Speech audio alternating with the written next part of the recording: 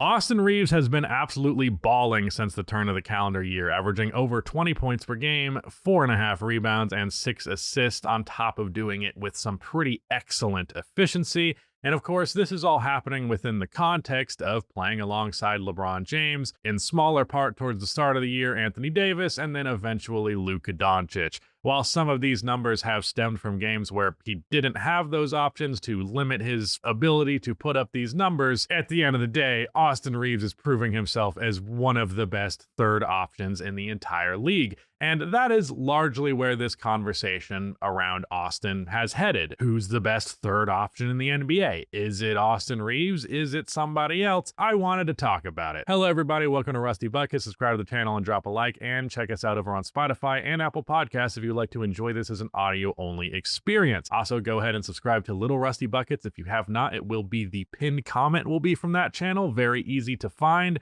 Just past 13K. In today's video, we're talking about Mina Kimes, so my apologies if you're misogynistic, but otherwise, you should go ahead and check out that video. First, I want to clarify, what does a third option even entail? What do we mean when we say that term? Because we aren't saying third scoring option necessarily. While Austin Reaves is very clearly the third scoring option on the Lakers, there are guys who I would describe as a third option who are not technically in the third spot in the pecking order in terms of who the most important player on that team is. So rather than focusing on field goal attempts and pure offensive production, I want to instead turn the focus towards how good they are overall. They need to be the third best player on their team, essentially. Who is the third best player in the NBA is what we're getting at, not who is the third best scorer on their team. If we limited it to just scoring, this conversation would be a lot less interesting. Let's also quickly go over what I even want out of a third option caliber player, because that is also kind of up in the air. I have been a big believer in third options in general kind of being bad. Not that they are strictly, nothing's that black and white, but it can be a big fallacy that a lot of teams fall into in thinking that they need a third option, and they end up neglecting a lot of other areas on the roster to get that third option. And yes, I'm talking about the Phoenix Suns. So you don't want that. You don't want to overemphasize a third option. I think a third option needs to exist in this position where they have an impact on the game beyond scoring the ball, and they don't need to be getting it that often. Like, I think the best third option who wasn't third in field goal attempts but was the third best player at times has been Draymond Green. There's also times where he's just been better than Klay Thompson, but a couple of years in there, especially the first one of the dynasty, where I would say there's a case that Klay was a little better than Draymond, especially before he developed his playmaking attributes. There are a lot of people who think it's insane to think Draymond's better than Klay, and I'm sorry if you think that, but that is entirely not the point. What I'm getting at, I want my third option to be a versatile player, someone who can ideally play decent defense, and especially someone who can impact the game without scoring the ball all that well. If you have an off shooting night, how much is that going to affect your performance? You don't want to have the result of your game so heavily determined by the shooting of your third guy. So with that out of the way, let's go ahead and get into some of our honorable mentions before I go over your actual names here. Okay, here are our honorable mentions, going with Draymond Green, Miles Turner, Jalen Suggs, and Bradley Beal. I figured I would give Bradley Beal the shout for still being a pretty good NBA player, but another big thing about being a third option is, like, if you are getting substantially overpaid, if you're getting paid like a first option to be a third option, it instantly makes you just a far less impactful third option. So Bradley Beal has that working against him. Jalen Suggs in Orlando is like, he's really fitting the mold of like a Drew Holiday type of player, but he's not quite there yet, especially when it comes to the efficiency with his jump shot, which was the exact same issue that Drew Holiday had earlier on in his career. So in terms of his trajectory, I have no doubts that Suggs can be one of the best third options in the entire NBA. Miles Turner, his offense has just been so good, and while you could argue that he is not as impressive as a defensive player, in fact, I wouldn't just argue, I would just say that that's the case. He's a less impressive defensive player than he was at earlier stages of his career, but he has become a more impressive offensive player in the wake of that, especially being a stretch big, somebody who always shot a lot of threes. I always harp on this, especially with centers. There's a difference between being a good shooting center and a good shooter. But Miles Turner has reached the point of just being an outright good three-point shooter at the center position. This year, he is at 39% on 5.5 attempts per game, which is nearly half of his shots are from the three-point line. So credit to him there. He also finds other ways to score pretty well. And he's still ultimately a good defensive player, even if he's not great like he used to be. And Draymond Green, like I mentioned in the example earlier, he just impacts the game in so many ways, besides for scoring the ball, that it's really hard to pick a third man than this.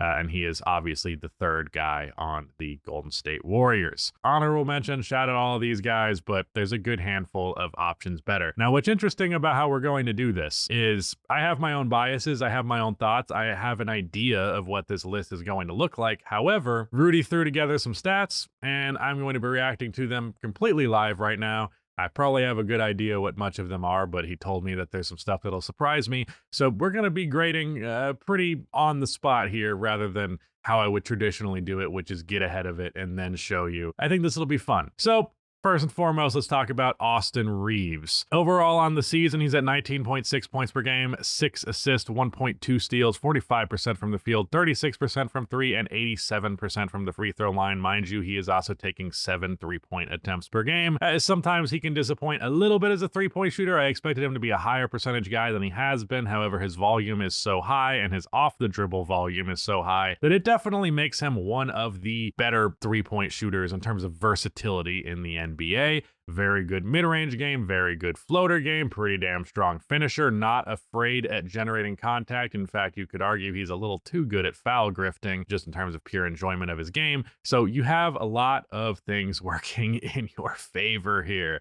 And then, of course, something I wanted to highlight is how do these guys scale up? You know, if someone's out, another good thing for a third option to have to their game is the ability to scale up their production to play better and bring, you know, second option or even first option level value. This year in games with Luka, he is averaging 19 points, 5 assists, 5 rebounds. So his numbers have not popped as much since Luka has been here. 37% from three is an improvement. His field goal percentage has a slight dip. But then you take a look at the games that Austin has played without LeBron this year, and it's actually fucking bananas, man. 9 games, so it's not a crazy sample size, I'll give you that. But 28 points per game, 8 assists per game, 49% from the field, 42% from three, 91% from the line, 6 free throw attempts per game, 8 3-point attempts per game, and he's at that 42% plus clip. Now, it's a 9-game sample, also comes with increased shots, increased minutes. I get that there is that. It's literally a difference of 6 shot attempts per game. That's a pretty substantial one. But at the end of the day, he scaled up. The exact thing I'm talking about, motherfucker scaled up. And the big question of who's a better third option is different than who's a better player. But if Austin Reaves is able to score and assist at this volume, at this efficiency, if he was theoretically given the prospect of being the lone option on his team, I gotta say, dude, he would cook. I think he might ultimately end up being the best player here, or at least the best scoring option here, but not necessarily the best third option. But for a third option, though he does not have the all-around game in the sense of rebounding or defense that I would like, I do think he's a very high-level playmaker. You could argue for the Lakers specifically, they don't really need his playmaking to the same degree that another team would because they have LeBron and Luka, but nevertheless, excellent playmaker, excellent scorer, good on and off the ball, good passing to his teammates, good being a play finisher. Like, he just crosses everything off on the offensive end. to the point where if his jump shot's not landing, I know that he has free throws to get to. I know that he has a slashing game to get to. Maybe the mid-range game is there, but the three-point game isn't, or vice versa.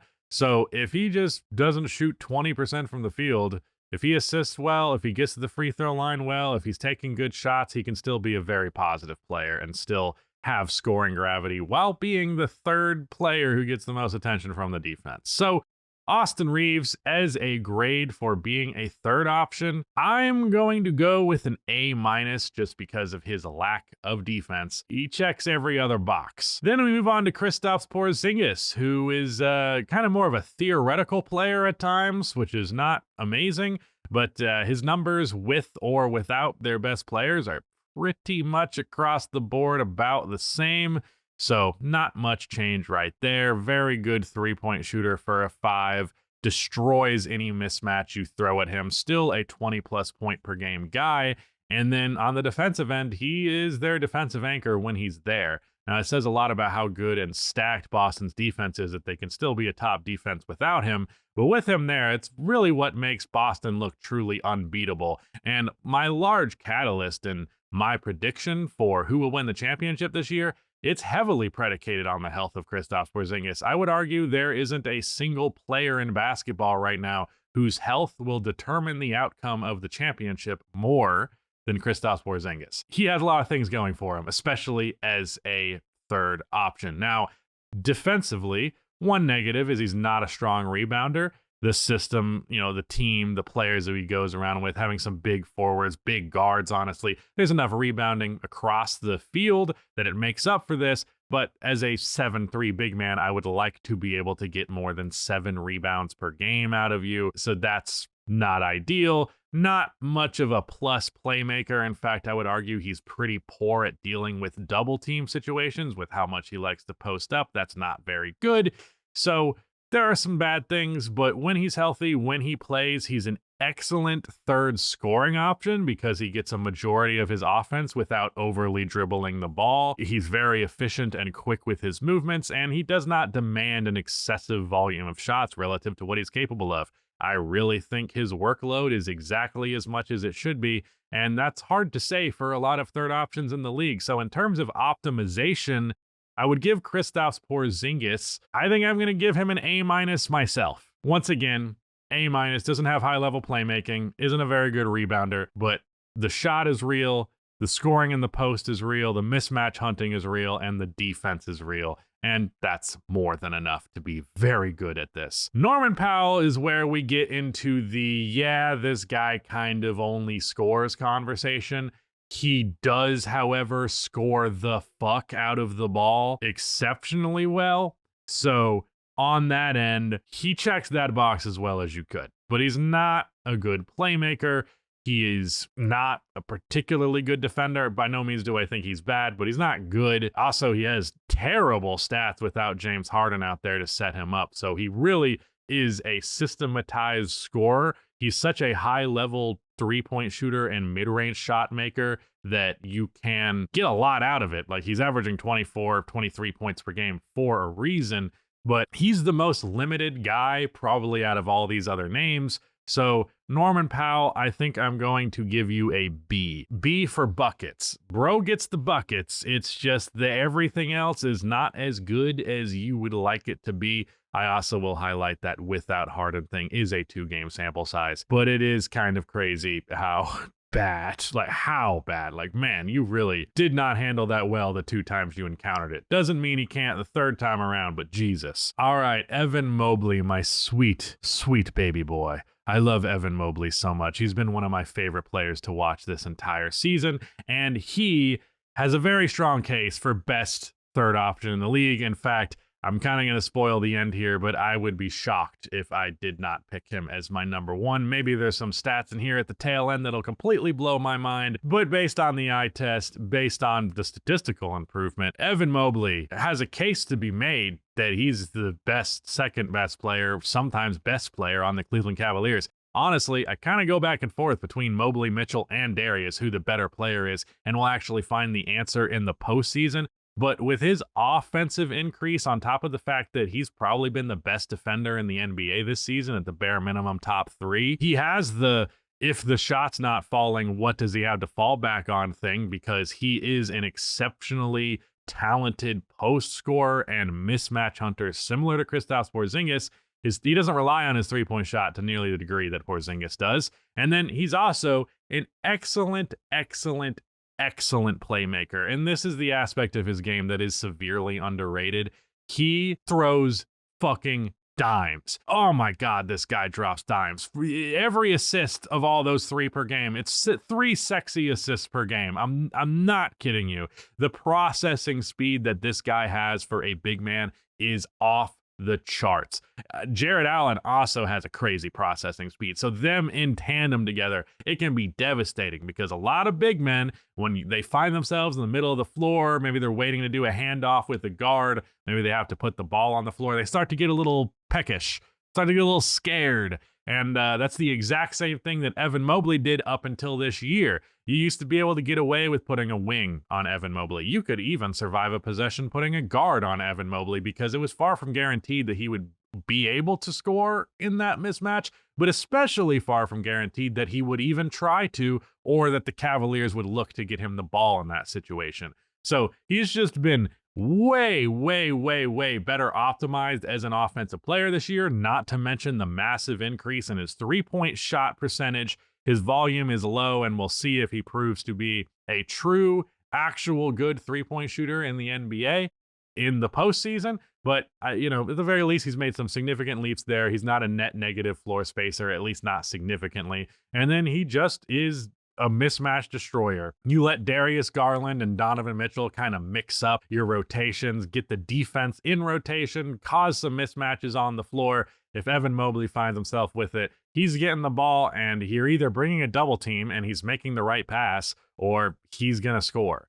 And that mismatch domination, playmaking, and maybe being the best defender in the NBA, Evan Mobley is the best third option in basketball. I don't even think it's that close, as much as I really do like Austin Reaves.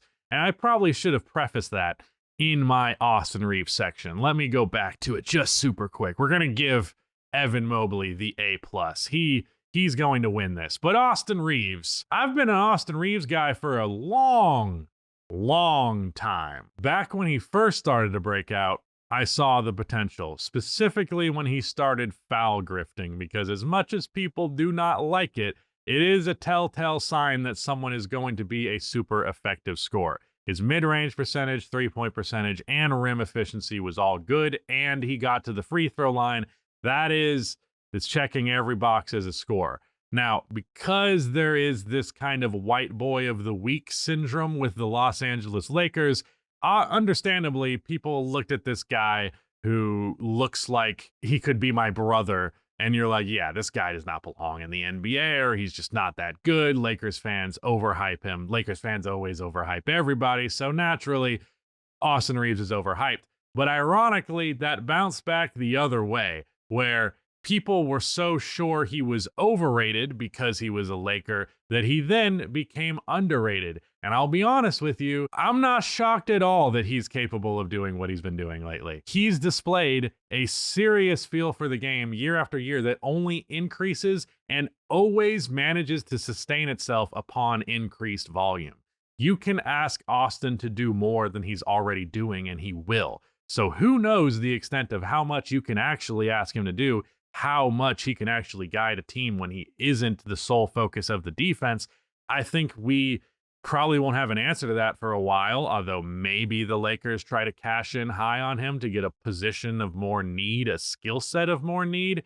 I don't want to talk about Austin Reaves being traded in the video about him being traded, but the video about him being the best third option, rather. But I would like to see what he could do. It would be interesting. And I think he's got the shot making, he's got the free throws, and he's got the playmaking to, at the very least, do a pretty damn good job of being a lead creator in the NBA. But we're going to finish this thing off. We have 5 more options available here. We got Desmond Bane with the Memphis Grizzlies, who is one of the better third options in basketball. Very good 3-point shooter at a pretty high clip. He's taken strides as a scorer inside the arc, and he has especially taken a leap as a playmaker, not necessarily this year, but just throughout the course of his career. He's gradually increased his assist volume, even to the point where he is often Memphis's basically their point guard. So he has a lot of positional versatility and role versatility on the offensive end. He can be a spot shooter and a ball handler. He can be a creator and a play finisher. He's very, very versatile on that end. Now, I'll ask Rudy off camera. I don't think I've thought of his defense in a very long time. It seems like he's pretty neutral to me. And that's the impression I get. Well, Rudy said he's one of the best perimeter defenders in the NBA. That's insane. Better, but he said one of the better. All right. We'll just lean towards he's pretty good. I probably haven't seen as much Desmond Bane film lately as I would have liked to actually have a hard line in the sand take here. But I think he checks a lot of the boxes while not really exceeding any kind of expectation for his role in the way that other guys are.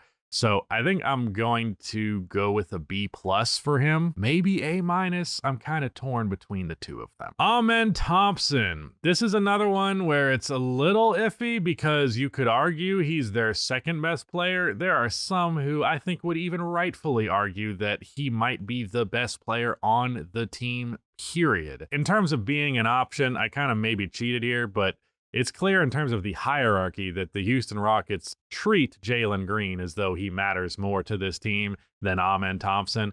I fundamentally disagree with that in a very dramatic sense. Part of it is just a positional need and utility and all of that. But at the end of the day, I think Amen Thompson is a star level player besides for the jump shot. Straight up, dude, he is an excellent defender, excellent rebounder, excellent playmaker, excellent finisher, excellent athlete, one of the most impressive fucking athletes I've ever seen in my life. I managed to see him live once at OTK, and him and his brother, and it's one of the most crazy fucking things I'd ever seen, especially as someone who typically does not like basketball outside of the NBA, at least relative to the NBA. I'd much rather watch the NBA itself. But it's also been proven that with increased opportunity, with an increased role, he really can carry the offensive end at times, especially for a Houston Rockets team that is very lacking in that game. One thing that is a very positive sign to me as well is his floater. His floater is very real. I actually don't know what his percentage on it is. I'm just going on eye test right here. But the floater seems real, and that is a shot that features touch. He's also increased his free throw percentage. He's definitely much better off than his brother is in that category. So he might actually have the foundation to develop a decent 3-ball, but he's so good at all the other aspects of the game that, you know what I just said about impacting the game without your jump shot working? Well, how about a guy who doesn't fucking shoot him? This guy, oh my God, Amen Thompson. Maybe it's cheating to put him here, but I am going to put him high on this list and give him an A. Aaron Gordon, yet another doing the dirty work guy, but the big thing that I would like to highlight this year, holy shit, is he shooting the ball well. His 3-point volume is the highest it's ever been, and on the year, he is at 46%. In the 3 games that he has played without Nikola Jokic, he has stepped up and then some, averaging fucking 29 points per game. I didn't know it was that high. It's also a 3-game sample, and the without Jamal Murray stats are very whatever.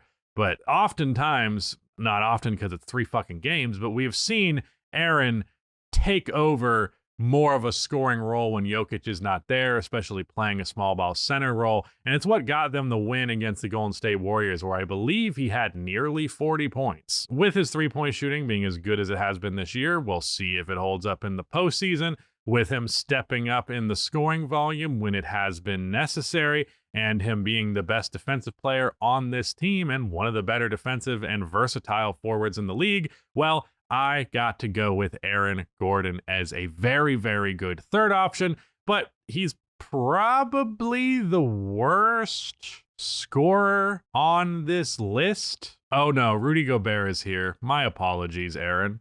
Aaron is a better scorer than Rudy Gobert, but because of the scoring deficiency, and as much as I like that his three-point shot has been going in, I don't necessarily trust it. I think I'm going to give him a B-.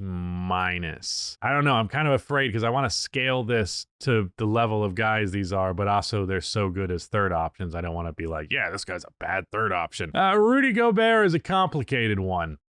He's obviously not a very good or high volume scorer. In fact, I would say that the limitations to his offensive game, I myself have under-mentioned at times. There was actually a time where I thought he was like an actual overwhelmingly positive offensive guy.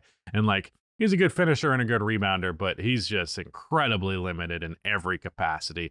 So the offense is not there. It's just not. Bad hands, not very capable of doing anything in a one-on-one setting. He can hit a layup if he catches the ball. And because of that, when you add the DPOY caliber defense and the top rebounding in the league and the overall efficiency, you can definitely make a case for him being one of the better third options in basketball. But remember what I said about the contract situation? Yeah, this is another one where your money, your bill, the thing that this team has to deal with in terms of building the roster is so off because of the amount of money you make that rather simply, your impact is thus reduced in the long run.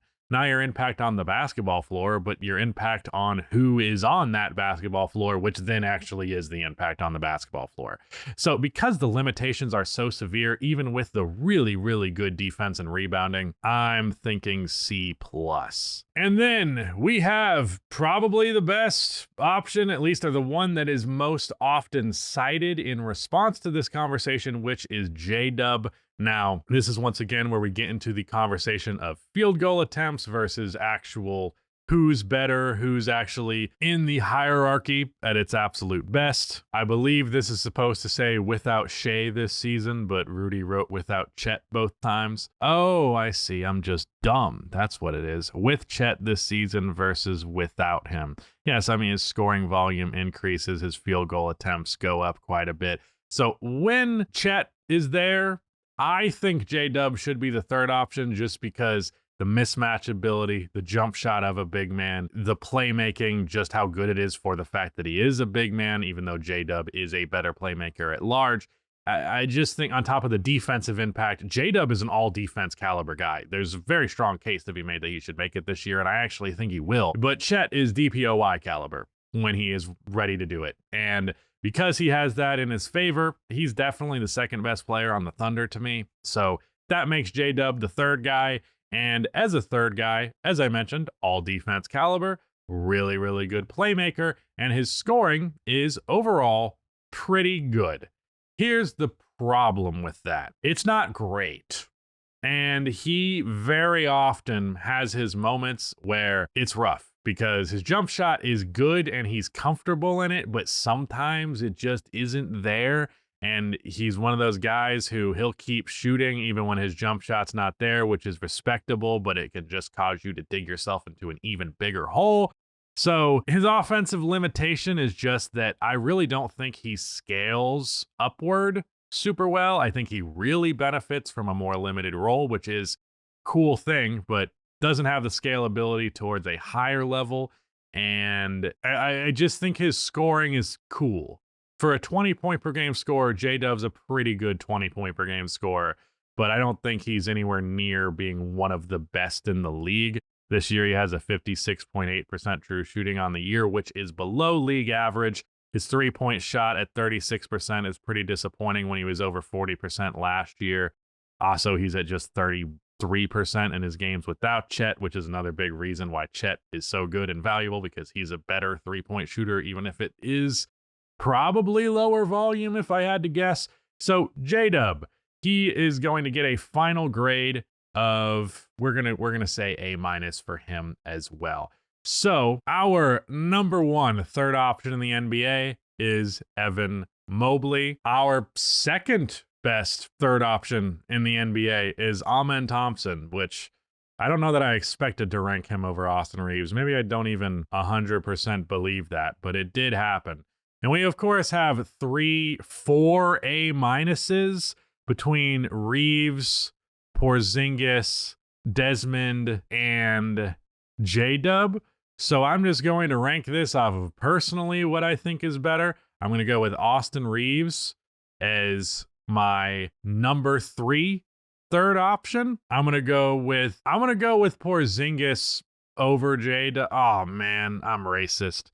That's not good. I can't just put 2 crackers over this guy. Fuck. I don't know. Porzingis and J-Dub is really actually tied for me. I feel like Porzingis' scoring is more effective in a more limited role. I don't know, man. But yeah, I guess we'll go Porzingis after Austin Reaves. Then we are going to give it to J-Dub. And then we are going to give it to Desmond Bane, Norman Powell, Aaron Gordon, and then last is Rudy Gobert. There's your list. Austin Reaves is not the best third option in the NBA, but with more opportunity, he could be one of the better first or second options in the league. And that has a lot of power too. That is it. Shout out to Nick for editing this video, and goodbye.